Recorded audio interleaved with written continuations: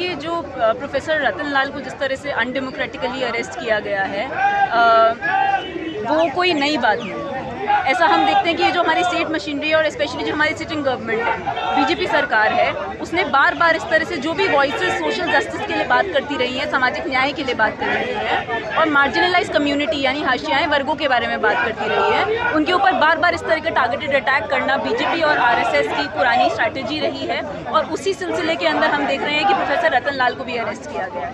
अब इसके अंदर ये कहा जा रहा है कि धार्मिक भावनाएं आहत हो गई हैं। तो ये लॉयर साहब हैं जिन्होंने ये याचिका डाली है, उनकी भावनाएं आहत हो गई हैं। पर इसके अंदर ये सोचने की बात है कि ये जो धार्मिक भावनाएं हैं ये किसी के फेसबुक पोस्ट से ही आहत होती हैं। जब धर्म का नाम लेके दंगे करवाए जाते हैं, लोगों को मारा जाता है, तब किसी की धार्मिक भावनाएं नहीं आहत होती हैं। जब धर्म के नाम पर किसी को पब्लिक स्पेसेस से बाहर निकाला जाता है, तब किसी की धार्मिक भावनाएं आहत नहीं होती है। तो ये जो धार्मिक भावनाओं का कवर लेके ये सरकार बार बार अपने खिलाफ उठने वाली आवाज़ों को दबाने का प्रयास कर रही है, ये कोई नई चीज़ नहीं है, ये बहुत पुरानी साजिश है जो अभी भी चलती जा रही है। पर ये ज़रूर है कि जो प्रोग्रेसिव कम्युनिटी है, जो डेमोक्रेटिक वॉइसेस है, वो आज यहाँ पे खड़ी हैं और प्रोफेसर रतन लाल की अरेस्ट का विरोध कर रही हैं। और हम और भी बड़ी संख्या में इकट्ठे होंगे और इस तरह के अनडेमोक्रेटिक तानाशाही बिहेवियर को हम लोग नहीं चलने देंगे।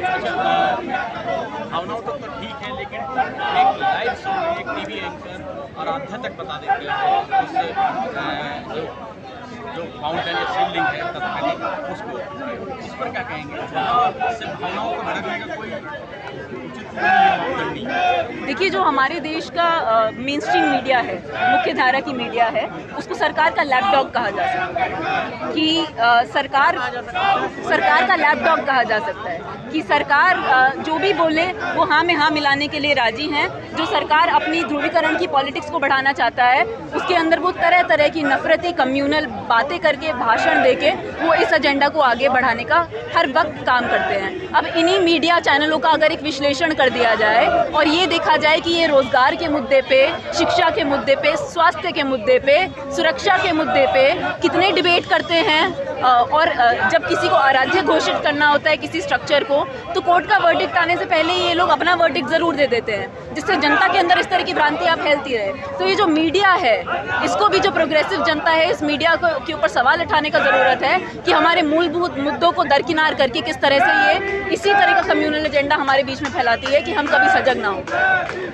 आगे की क्या रणनीति है? आगे की रणनीति यही है कि पुरजोर तरीके से हम लोग डटे रहेंगे। अगर और डेमॉन्स्ट्रेशन हम लोग करेंगे इसके अंदर, और इससे भी बड़ी संख्या के अंदर हम लोग यहाँ पे इकट्ठे होंगे। जो स्टूडेंट और टीचर कम्युनिटी है दिल्ली यूनिवर्सिटी की, जो प्रोग्रेसिव कम्युनिटी है, जो डेमोक्रेटिक राइट्स के लिए खड़ी है, वो उनके बीच में और व्यापक कैंपेन करके हम लोग और पुरजोर तरीके से स्टेट के खिलाफ इस अनडेमोक्रेटिक अरेस्ट का विरोध करेंगे।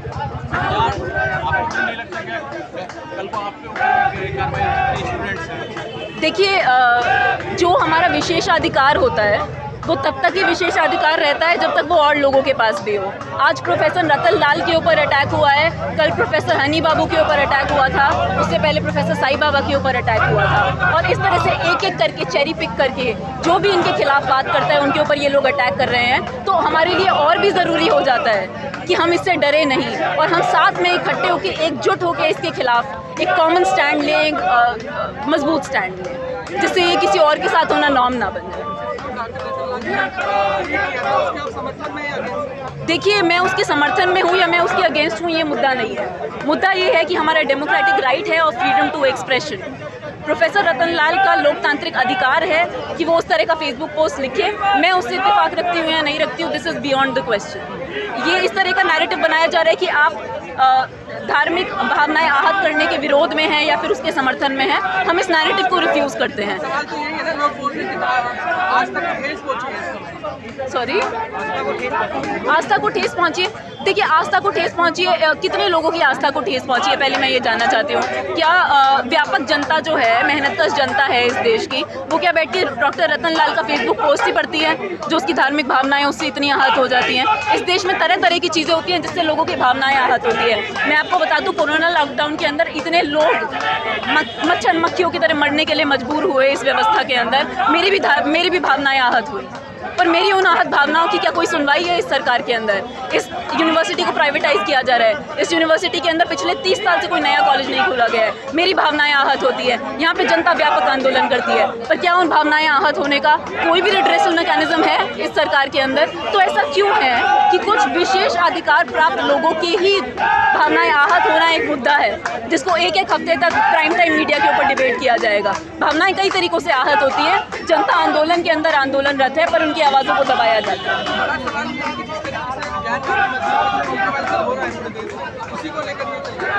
जी, तो उसको लेके ही चल रहा है। ये कोई नई स्क्रिप्ट तो है नहीं, ये तो पहले ही ऐलान कर दिए गए थे ना कि अब मंदिर बन गया है, अभी कुछ बाकी है। ये ऐलान तो पहले ही कर दिया गया था, तो ये स्क्रिप्ट तो शायद पहले ही लिख ली गई थी। तो ज्ञानव्यापी मस्जिद है, कल कोई और मस्जिद होगी, कोई और मज़ार होगी, कोई और मंदिर होगा, और हमको लगातार इसी झूठे डिबेट में, इसी झूठी बात के अंदर फंसाए रखा जाएगा, जिससे हमारे मूलभूत मुद्दे कभी सामने ना आ पाएँ, जिससे बड़े स्तर के ऊपर केवल यही बात हो कि हिंदू और मुसलमान अलग है, हम अलग नहीं हैं। मेहनतकश जनता एक है, मेहनतकश जनता का हित एक है। हम सबको अस्पताल चाहिए, हम सबको स्कूल चाहिए, हम सबको रोजगार चाहिए, महिला सुरक्षा चाहिए। तो हमको अलग अलग करने के जो ध्रुवीकरण के प्रयास हैं इस सरकार के, मंदिर के नाम पे, मस्जिद के नाम पे, भगवान के नाम पे, हम इनका पूर्ण रूप से इसे खारिज करते हैं और इसके बरक्स हम अपना जन आंदोलन खड़ा करते हैं। कोर्ट ने अभी स्पष्ट नहीं किया है कि ये शिवलिंग है या नहीं है, पर इसके बारे में क्या अपना जैसे डॉक्टर रतन लाल ने इसके बारे में अपना मत रखा फेसबुक पे, चाहे मैं उस मत से वाबस्ता हूँ या नहीं हूँ, पर वो अपने मत रखने के लिए आज़ाद हैं इस देश के अंदर। कोर्ट भी अपना वर्डिक्ट देने के लिए आज़ाद है। हमने देखा है पिछले मामलों में किस तरह के वर्डिक्ट्स आए हैं। तो क्या जनतांत्रिक देश में, जिसको हम लोग लोकतंत्र बोल रहे हैं, क्या उसमें अपना मत रखना भी अब एक जुर्म हो चुका है? ये बड़ा सवाल है जो इस विरोध प्रदर्शन के माध्यम से हम लोग उठाना चाहते हैं।